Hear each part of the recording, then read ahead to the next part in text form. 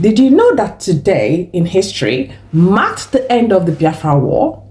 It was a conflict that took place from 1967 to 1970 in Nigeria.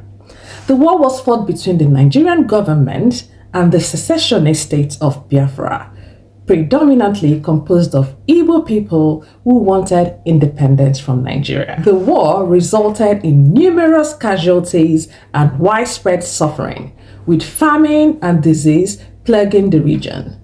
It eventually came to an end on this day when Biafran forces surrendered to Nigerian troops. The conflict left a lasting impact on Nigeria's political landscape and highlighted deep divisions within the country.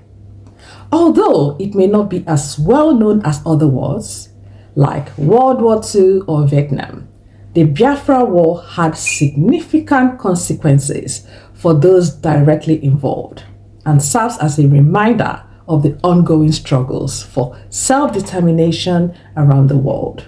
This is just a snippet of this history to mark the day.